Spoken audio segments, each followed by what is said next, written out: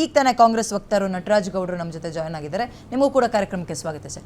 ಮೊದಲನೇದಾಗಿ ನಿಮ್ಮ ಅಭಿಪ್ರಾಯ, ನಿಮ್ಮ ರಿಯಾಕ್ಷನ್, ನಿಮ್ಮ ಲೀಡರ್ಸ್ಗಳ ಮಾತಿಗೆ ಮತ್ತು ನಿಮ್ಮ ಪಾದಯಾತ್ರೆಗೆ ಮತ್ತು ಇವತ್ತಾಗ್ತಿರೋ ಸಿಚುವೇಶನ್ಗೆ, ಮೇಕೆದಾಟುಗೆ ಸಂಬಂಧಪಟ್ಟಂತೆ. ನೋಡ್ರಿ, ಮೇಕೆದಾಟು ಅನ್ನೋದು ಒಂದು ಯೋಜನೆ ಇದೆಯಲ್ಲ, ಇದು ಬೆಂಗಳೂರಿಗೆ, ವಿಶೇಷವಾಗಿ ಬೆಂಗಳೂರಿಗೆ 50 ವರ್ಷಗಳ ಕಾಲ ಕುಡಿಯೋ ನೀರನ್ನು ಒದಗಿಸುವಂಥ ಯೋಜನೆ. ಕಡಿಮೆ ಅಂದರೆ 50 ವರ್ಷ, 100 ವರ್ಷಕ್ಕೂ ಬರಬಹುದು. ಇದರೊಳಗೆ ಯಾರಿಗೆ ಕ್ರೆಡಿಟ್ ಸಿಗುತ್ತೆ, ಯಾರಿಗೆ ಕ್ರೆಡಿಟ್ ಸಿಗಲ್ಲ ಅನ್ನೋದು ಭಾಳ ಮುಖ್ಯ ಅಲ್ಲ. ಯೋಜನೆ ಆಗಬೇಕು. ಇದನ್ನು ಯೋಜನೆಯನ್ನು ಶುರು ಮಾಡಿದಂಥವ್ರು ಯಾರು? ಮನೆ ಸಿದ್ದರಾಮಯ್ಯ ಸರ್ಕಾರ, ಫಸ್ಟ್ ಸರ್ಕಾರ ಇದ್ದಾಗ 2013-18 ಇದ್ದಾಗ 2014ರಲ್ಲಿ ಮಾನ್ಯ ಎಂ ಬಿ ಪಾಟೀಲ್ ಅವರು, ಮನೆ ಸಿದ್ದರಾಮಯ್ಯವರು ಒಂದು ಪ್ರಾಜೆಕ್ಟ್ ರಿಪೋರ್ಟನ್ನು ಮಾಡಿ 5,500 ಕೋಟಿ ರೂಪಾಯಿ ಇಷ್ಟಕ್ಕೆ ಒಂದು ಪ್ರಾಜೆಕ್ಟ್ ಮಾಡಿ ಮೇಕೆದಾಟು ಯೋಜನೆಯನ್ನು ಮಾಡ್ತಾರೆ, ಒಂದು DPR ಮಾಡ್ತಾರೆ. ತದನಂತರ ಸಮ್ಮಿಶ್ರ ಸರ್ಕಾರ 2018ರಲ್ಲಿ ಸಮ್ಮಿಶ್ರ ಸರ್ಕಾರ ಒಂದು ಕುಮಾರಸ್ವಾಮಿ ಅವರು, ಮಾನ್ಯ DK ಶಿವಕುಮಾರ್ ಅವರು ಸ್ವಂತ ಆಸಕ್ತಿ ತೆಗೆದುಕೊಂಡು ಅದನ್ನು DPRನ ದೊಡ್ಡದು ಮಾಡಿ 9,000 ಕೋಟಿ ರೂಪಾಯಿ DPR ಮಾಡಿ ಕೇಂದ್ರ ಸರ್ಕಾರಕ್ಕೆ ಪ್ರಸ್ತಾವನೆಯನ್ನು ಕಳಿಸ್ತಾರೆ. ಇದು DK ಶಿವಕುಮಾರ್ ಸ್ವಲ್ಪ ಸ್ವಂತ ಆಸಕ್ತಿ ತೊಗೊತಾರೆ, ಯಾಕಂದರೆ ಅವ್ರು ಬೆಂಗಳೂರು ಭಾಗದಲ್ಲಿರೋದ್ರಿಂದ, ಕನಕಪುರ ಆ ಕಡೆ ಆಯ್ದು ಬರೋದ್ರಿಂದ. ಅವ್ರಿಗೆ ಇದು ಯಾರಿಗೂ ಕ್ರೆಡಿಟ್ ಸಿಗುತ್ತೆ ಅಂತಲ್ಲ, ಯಾರಾದರೂ ಅಪ್ರೂವಲ್ ಕೊಡಲಿ. ಈ 2024ರ ಚುನಾವಣೆಗೆ ಮುಂಚೆ ಮಾನ್ಯ ಕುಮಾರಸ್ವಾಮಿಯವರು ಇವಾಗ ಕೇಂದ್ರದಲ್ಲಿ ಸಚಿವರಾಗಿದ್ದಾರೆ, ಅವ್ರಿಗೊಂದು ಶಕ್ತಿ ಇದೆ. ಅವ್ರೇನು ಹೇಳಿದ್ರು ಅಂದರೆ, ನಾವು ಅಧಿಕಾರಕ್ಕೆ ಬಂದರೆ ನಾನು ಇದನ್ನು ಒಂದು ದಿನದಲ್ಲಿ ನಾನು ಪ್ರಧಾನಮಂತ್ರಿಗಳ ಅನುಮತಿ ಕೊಡಿಸ್ಕೊಡ್ತೀನಿ. ಆಗುತ್ತೆ, ಅದು ಆಗುತ್ತೆ, ಅನುಮತಿ ತಗೋಬಹುದು. ಆಮೇಲೆ ಬೇರೆಯವರೆಲ್ಲ ಹೇಳ್ತಾರೆ, ಸ್ಟಾಲಿನ್ನ ಮಾಡಿರಿ, ಸ್ಟಾಲಿನ್ ಹೋಗಿ ಸಮ್ಮತಿ ತಗೊಂಡು ಬಂದು ಕನ್ವಿನ್ಸ್ ಮಾಡಿ ಅಂತ. ಇದು ಅಂತಾರಾಜ್ಯ ವಿಷಯ. ಅಂತಾರಾಜ್ಯ ವಿಷಯದಲ್ಲಿ ಆ ರಾಜ್ಯದ ಹಿತ ಅವ್ರಿಗೆ, ನಮ್ಮ ರಾಜ್ಯದ ಹಿತ ನಮಗೆ. ನಮ್ಮ ಮುಖ್ಯಮಂತ್ರಿ ನಮ್ಮ ರಾಜ್ಯದ ಕಾಪಾಡಬೇಕು, ಅವರ ಮುಖ್ಯಮಂತ್ರಿ ಅವರ ರಾಜ್ಯದ ಬಗ್ಗೆ ಮಾತಾಡ್ಕೊತಾರೆ. ಇವರಿಬ್ಬರನ್ನು ಸಂಧಾನ ಮಾಡಲಿಕ್ಕೆ ಯಾರಿಗೆ ಶಕ್ತಿ ಸಾಮರ್ಥ್ಯ ಇದೆ? ಸೆಂಟ್ರಲ್ ಯೂನಿಯನ್ ಗೌರ್ಮೆಂಟ್ಗೆ ಸಾಧ್ಯತೆ, ಶಕ್ತಿ ಸಾಮರ್ಥ್ಯ ಇದೆ. ಅವರು ಇಬ್ಬರನ್ನು ಕರೆಸಿ ವಿನ್ ವಿನ್ ಸಿಚುವೇಶನ್ ಮಾಡಿ, ನೋಡಪ್ಪ, ನಿಮ್ಮ ನೀರು ಏನು ಕೊರತೆ ಮಾಡ್ತಾ ಇಲ್ಲ, ನಿಮಗೆ ಸುಪ್ರೀಂ ಕೋರ್ಟ್ ಆರ್ಡರ್ ಪ್ರಕಾರ ಯಾವ ನೀರು, ಎಷ್ಟು ನೀರು ಬರಬೇಕು ನಿಮಗೆ, ಅಷ್ಟು TMC ನೀರು ನಿಮಗೆ ಬರುತ್ತೆ. ಉಳಿದಂತೆ ಇದು ಕುಡಿಯೋ ನೀರಿಗಾಗುತ್ತೆ. ಬೆಂಗಳೂರಿನಲ್ಲಿ ಎಲ್ಲ ಜನ ವಾಸ ಮಾಡ್ತಾರೆ. ಇಡೀ ದೇಶದಿಂದ ಒನ್ ವೇ ಆಗಿದೆ ಬೆಂಗಳೂರಿಗೆ. ಯಾವ ಜನ ಬೆಂಗಳೂರಿನಲ್ಲಿ ವಾಸ ಮಾಡಲ್ಲ ಹೇಳಿ? ಪಕ್ಕದ ರಾಜ್ಯಗಳನ್ನು ಹಿಡಿದು ದೇಶದ ಎಲ್ಲ ಜನ ಇಲ್ಲಿ ಬಂದು ವಾಸ ಮಾಡ್ತಿದ್ದಾರೆ. 1.5 ಕೋಟಿ ಪಾಪ್ಯುಲೇಷನ್ ಆಗಿದೆ ಈಗ ರೈಟ್ ನಾವು. ಗ್ರೇಟರ್ ಬೆಂಗಳೂರು ಮಾಡ್ತಿದ್ದೀವಿ. ಇದಿನ್ನೂ ಮುಂದಕ್ಕೆ ಇನ್ನು 3 ವರ್ಷ 4 ವರ್ಷ ನೋಡಿ 2 ಕೋಟಿ ಪಾಪ್ಯುಲೇಷನ್ ದಾಟುತ್ತೆ ಬೆಂಗಳೂರು. ಇನ್ನು 3-4 ಇಯರ್ಸಲ್ಲಿ 2 ಕೋಟಿ ಪಾಪ್ಯುಲೇಷನ್ ದಾಟುತ್ತೆ. ನೀರಿನ ಹಾಹಾಕಾರ ಬರುತ್ತೆ. ಒಂದು ದೂರದೃಷ್ಟಿ ಇಟ್ಕೊಂಡು ಮಾನ್ಯ DK ಶಿವಕುಮಾರ್ ಅವರು, ಸಿದ್ದರಾಮಯ್ಯ ಅವರು DPR ಮಾಡಿದ್ದಾರೆ. ಇದಕ್ಕೆ ನೀವು ಹಣ ಕೊಡಿ ಅಂತ ಕೇಳಿಲ್ಲ, ಅನುಮತಿ ಕೊಡಿ ಅಂತ. ನೀವು ಅನುಮತಿ ಕೊಡಿ, ಮಿಕ್ಕಿದೆಲ್ಲ ನಾವು ಹಣ ಹೊಂದಿಸ್ಕೊಂಡು PPP ಮಾಡಲ್ಲಿ ಹೆಂಗೋ ಲೋನ್ ತೊಗೊಂಡು ಮಾಡ್ತೀವಿ ನಾವು. ಇದು ನಾವು ಮನವೇ ಇರೋದು. ನೀವಿರೊಳಗೆ ನನ್ನ ಪಾತ್ರ ಇಲ್ಲ ಅಂತ ಯಾರಾದ್ರು ಸಂಸದರು ಹೇಳಿದ್ರೆ ಅವರು ನಾಡದ್ರೋಹಿಗಳಾಗ್ತಾರೆ. ನೋಡಿ, ಇಲ್ಲಿ ನಾನು ದಿವಂಗತ ಅನಂತಕುಮಾರ್ ಅವ್ರನ್ನ ನಾಪ್ಸ್ಕೊತೀನಿ. ಯಾಕಂದರೆ ಯಾವುದೇ ಸರ್ಕಾರ ಇದ್ರೂ ಕೂಡ ಈ ರಾಜ್ಯ ಸರ್ಕಾರಕ್ಕೆ, ಕೇಂದ್ರ ಸರ್ಕಾರಕ್ಕೆ ಕೊಂಡಿತರ ಕೆಲಸ ಮಾಡ್ತಾಯಿದ್ರು ಅವರು. ಅಲ್ಲಿ ಮಂತ್ರಿಗಳನ್ನು ಭೇಟಿ ಮಾಡಲಿಕ್ಕೆ, ಅನುಮತಿ ಮಾಡಲಿಕ್ಕೆ ಯಾವ ಸರ್ಕಾರ ಇದ್ರೂ ಅಲ್ಲಿ ಹೋಗಿ ಅವರು ಅನುಮತಿ ತಗೊಂಡು, ಅವ್ರ ಟೈಮ್ ತೊಗೊಂಡು, ಅಪಾಯಿಂಟ್ಮೆಂಟ್ ತೊಗೊಂಡು ಇಲ್ಲಿ ಕೊಡಿಸೋವಂಥವ್ರು.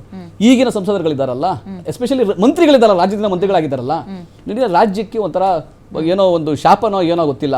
ಎಲ್ಲರೂ ಸ್ವಂತ ತುಂಬ ಸಂಕುಚಿತ ಮನೋಭಾವದಲ್ಲಿ ಸ್ವಂತ ರಾಜಕಾರಣ ನೋಡ್ಕೊತಾ ಇರೋದು. ರಾಜ್ಯದ ಹಿತವನ್ನು ಯಾವ ಮಂತ್ರಿಗಳು, ಕೇಂದ್ರ ಮಂತ್ರಿಗಳು ರಾಜ್ಯದಲ್ಲಿ ಇವತ್ತು ಕುಮಾರಸ್ವಾಮಿ ಅವರಾಗಲಿ, ಜೋಶಿ ಅವರಾಗಲಿ, ನಿರ್ಮಲಾ ಸೀತಾರಾಮನ್ ಅವರಾಗಲಿ ರಾಜ್ಯಕ್ಕೆ ಶಾಪ ಥರ ಆಗ್ಬಿಟ್ಟಿದೆ.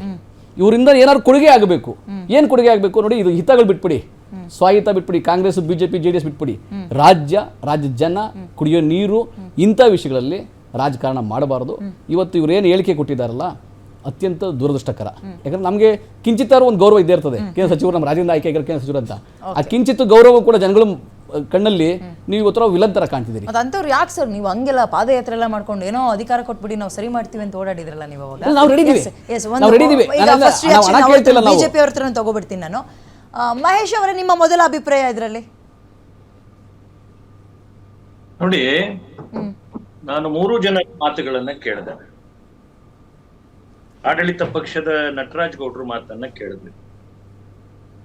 ಅವರು ನಮ್ಮ ದಿವಂಗತ ಅನಂತಕುಮಾರ್ ಅವ್ರನ್ನ ಸ್ಮರಣೆ ಮಾಡಿದ್ರು. ಬಿಜೆಪಿಯ ಗುಣ ಏನಪ್ಪಾ ಅಂತಂದ್ರೆ, ರಾಜ್ಯದ ಹಿತ, ರಾಷ್ಟ್ರದ ಹಿತವನ್ನ ಸದಾ ಸರ್ವತಾ ಅದನ್ನ ಮಾಡೋ ಅಂತದ್ದು. ಇಲ್ಲಿ ದುರಂತ ಏನಂತಂದ್ರೆ, ಏನು ಕಾಂಗ್ರೆಸ್ಸು ಈ ಮೇಕೆದಾಟು ವಿಚಾರ ಹಿಡ್ಕೊಂಡು ಪಾದಯಾತ್ರೆ ಮಾಡಿ ಏನೆಲ್ಲ ನಟನೆ ಮಾಡ್ತು, ಕಳೆದ 1.25 ವರ್ಷಗಳಿಂದ ಕರ್ನಾಟಕದ ಒಳಗಡೆ ಕಾಂಗ್ರೆಸ್ ಇರ್ತಕ್ಕಂಥದ್ದು ಎಲ್ಲವೂ ಕೂಡ ನಟನೆ ಭಾಗ ಹೊರತು ಜನರ ಹಿತಕ್ಕೋಸ್ಕರ ಯಾವ ಕಾರ್ಯನೂ ಮಾಡಲಿಲ್ಲ. ಇವತ್ತು ಏನು ಏನು ತಮಿಳುನಾಡಿನ ಮುಖ್ಯಮಂತ್ರಿ ಹ್ಮ್ ಪ್ರಾರಂಭದ ಏನು ನಾವು ಅವ್ರು ಹೇಳಿದ್ರು ರಾಜಕೀಯ ಅಂತೇಳಿ, ಇವತ್ತೊಂದು ರಾಜಕೀಯ ಒಕ್ಕೂಟ ಮಾಡ್ಕೊಂಡಿದಾರಲ್ಲ INDA ಅಂತೇಳಿ. ಹ್ಮ್ ಏನು ಸ್ಟಾಲಿನ್ ಮೆಚ್ಚಕ್ಕೋಸ್ಕರ ಕರ್ನಾಟಕದಿಂದ ರಾತ್ರಿ ಹಗಲು ನೀರನ್ನು ಬಿಟ್ರಲ್ಲ ಇವರು.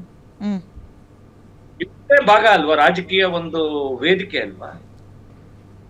ಕಾಂಗ್ರೆಸ್ಸಿಗರ ಒಂದು ಅಭ್ಯಾಸ ಏನಪ್ಪಾ ಅಂದ್ರೆ, ಕಷ್ಟ ಬಂದಾಗ ಸಮಸ್ಯೆ ಬಂದಾಗ ಅದು ಕೇಂದ್ರ ಸರ್ಕಾರ, ಇಲ್ದರೆ ಇವ್ರದೆಲ್ಲರದು ಇವರೇ ಈ ದೇಶನ ಜಗತ್ತನ್ನ ಸೃಷ್ಟಿ ಅಲ್ಲ ಮಾಡಿದಂತ ಕೇಂದ್ರದ ಇದ್ರಲ್ಲಿ ಪಾತ್ರ ಇಲ್ವಾ ಸರ್?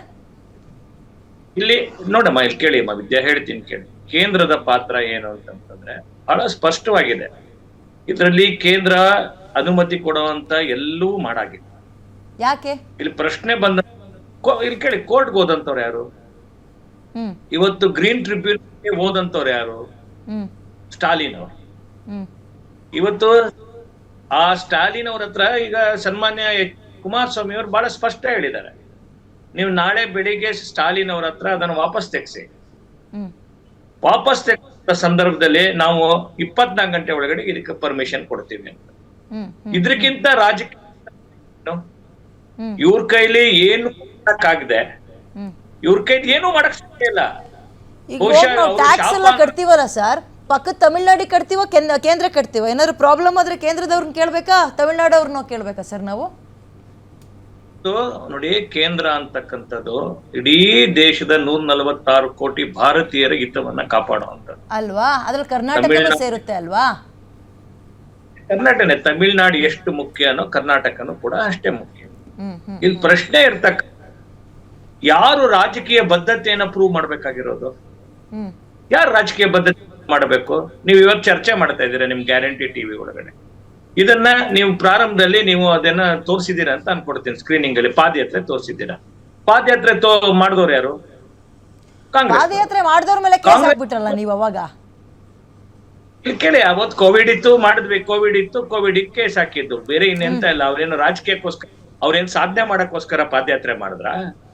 ಸಾಧನೆ ಅಲ್ವಾ ಸರ್? ಮಾಡೋದಾಗಿದ್ರೆ ಮತ್ತೆ ಇದು ನೀರ್ ನಮ್ಮ ಹಕ್ಕು, ನಾವು ತಗೊಳ್ಳೋಣ ಅನ್ನೋದು ಸಾಧನೆ ಅಲ್ವಾ? ಮತ್ತೆ ನೀವು ಪಾದಯಾತ್ರೆ ಮಾಡೋರ್ ಮೇಲೆ ಕೇಸ್ ಹಾಕ್ತೀರಿ, ಅಲ್ಲಲ್ಲೇ ಹತ್ತಿಕ್ಕೋ ಕೆಲಸ ಮಾಡ್ತೀರಿ ಅಂತ ಕಾಂಗ್ರೆಸ್ನವ್ರು ಹೇಳ್ತಾರೆ. ಕೇಳಿ, ಸಾಧನೆ ಮಾಡೋ ಅಂತ ಪ್ರಯತ್ನ ಏನ್ ಮಾಡಿದ್ರು ಕಳೆದ 1.5 ವರ್ಷದಲ್ಲಿ? ಹ್ಮ್ ಹ್ಮ್ ಹ್ಮ್ ಒಂದು ನಿಮಿಷದ ಚರ್ಚೆ ವಿಧಾನಸೌಧದಲ್ಲಿ ಮಾಡಿದ್ರ? ಹ್ಮ್ ಇದಕ್ಕೆ ಸಂಬಂಧಪಟ್ಟಂತ ಬನ್ರಿ ಸರ್ವಪಕ್ಷ, ನಾವು ಬನ್ನಿ ಹೋಗೋಣ, ನಮ್ ರಾಜ್ಯಕ್ಕೆ ಅನ್ಯಾಯ ಆಗ್ತಿದೆ, ನೀವೆಲ್ಲ ಬನ್ನಿ, ನಾವು ಹೋಗೋಣ ಮಾತನಾಡಂತ ಪ್ರಯತ್ನ ಮಾಡಿದ್ರ? ಹ್ಮ್ ಇಲ್ಲ, ಇವ್ರದ್ದು ಮಿತ್ರ ಪಕ್ಷ ಸ್ಟಾಲಿನ್ ಅವ್ರನ್ನ ಕರೆಸಿ, ಇವರ ಬಹಳ ಇವರು ದೇವ್ರು ಇದಾರಲ್ಲ ಇವ್ರದ್ದು, ಯಾರು ಗಾಂಧಿ ಮನೆತನ, ಅವ್ರನ್ನ ಕರ್ಕೊಂಡು ಹೋಗ್ಬಿಟ್ಟು ಅವ್ರನ್ನ ಕನ್ವಿನ್ಸ್ ಮಾಡಿದ್ರ? ಹ್ಮ್ ಏನು ಮಾಡಿದೆ? ನಾಟಕ ಮಾಡಿ, ಇಡೀ ಆ ಹೋರಾಟನೇ ನಾಟಕ. ಹ್ಮ್ ಕಾಂಗ್ರೆಸ್ಸಿನ DNA ಎರಡೇ ಇರುವಂತದ್ದು.